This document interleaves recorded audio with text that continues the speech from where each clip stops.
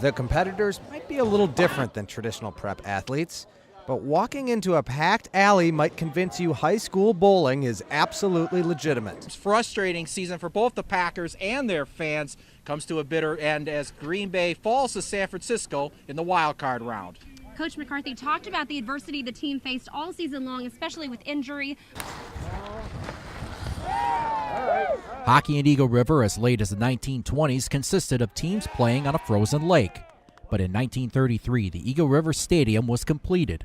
Designed by a German architect named Max Hanisch, it was the first indoor hockey facility in Wisconsin. Take your mark. These kids love the water. I just want to do my best. I hope I get first place. It's actually a really fun sport. The Rhinelander Swim Club is celebrating its 50th anniversary this year. It was a gorgeous day outside for the season opener, and inside, the Brewers took care of business. They certainly did, and it all started with Giovanni Gallardo.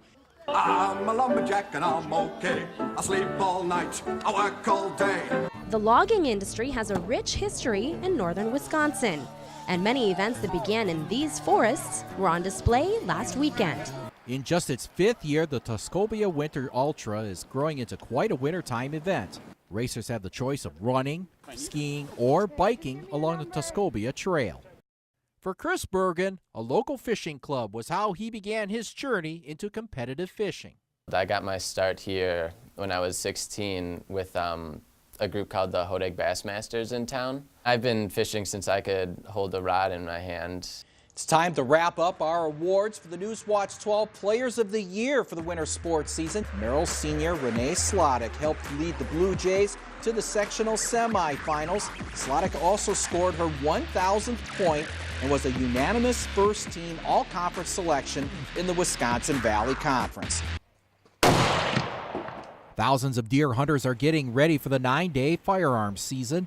Many are getting in some last-minute practice before they hit the woods.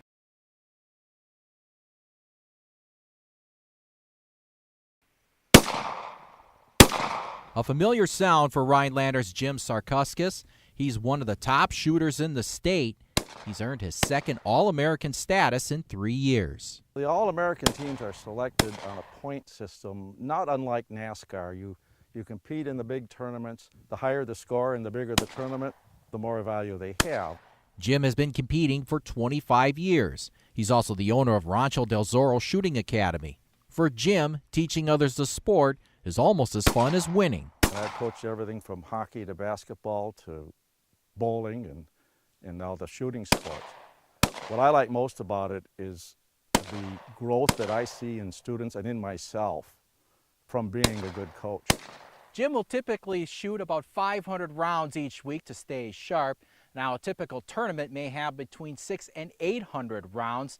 Well, Jim put the ultimate test to his teaching skills. It even had me fire a couple of shots. You have to shoot where it's going, not where it is.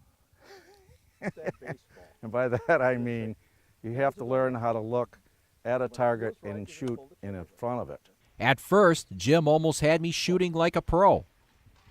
Very good. Hey, I got it.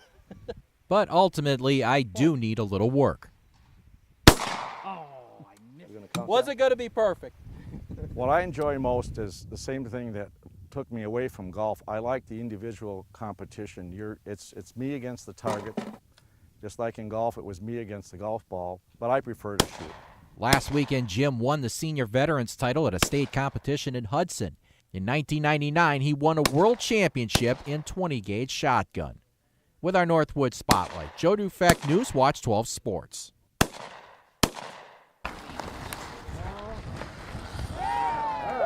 Hockey in Eagle River as late as the 1920s consisted of teams playing on a frozen lake.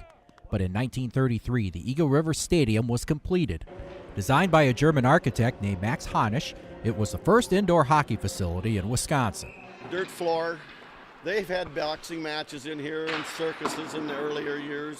This glass was never here. There used to be box seats down below.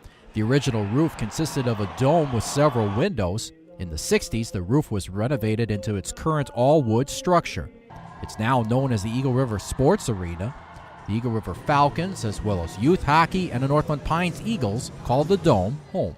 Banners obviously stick out. That's a lot of wins, but I don't know, it's old. There's a lot of history, you know, so it's just kind of cool to step in here. It's just tradition. You walk into this building, and I work at the hockey school here in the summer. You walk in here and you look up, you're just in awe of this building. You think back in 1933, how did people do this? Players themselves are not the only ones who enjoy game night here at this historic facility. The fans themselves enjoy the characteristics of the old building. Well, it's the wooden structure, you know, it's all architect of all wood structure, wood beams. It's one of the last ones standing in Wisconsin, so it's a great place. All these guys that played here played high school hockey somewhere through this program and this ERA stuff. Even the guys are from different towns. But people just walk into this rink and look like, oh my gosh, look at this rink, the dome. You know, they always hear about it, but never seen it and played it, and they just go crazy. In 1994, the rink was added to the Wisconsin National Register of Historic Places, leaving a treasure for future generations to play and enjoy.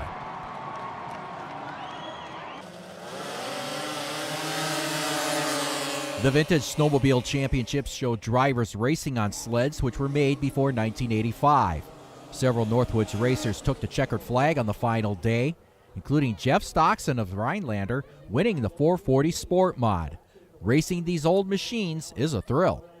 Oh, it's been getting bigger and bigger. Everybody's one big family here for vintage. Everybody helps everybody out. It's awesome. It's a great event. This is my 4th year on the snowcross, just trying to get into oval. So it takes time, takes money. I love the sport, you know, just love racing. Last weekend, a record crowd of 7,000 fans watched the vintage races here at Eagle River Derby track. This weekend's 50th World Championship Snowmobile Derby should have crowds of over 20,000.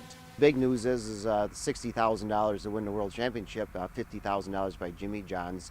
And of course, the Amsoil Derby racetrack kicks in the rest of the money. Just that one class alone for the World Championship is going to pay out almost $90,000.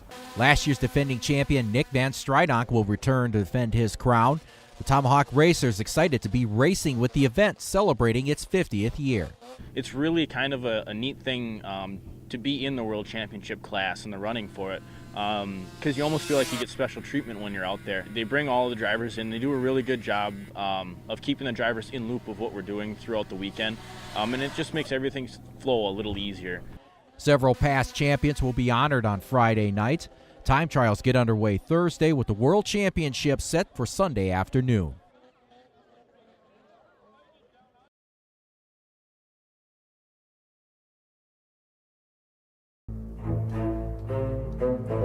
Thank you.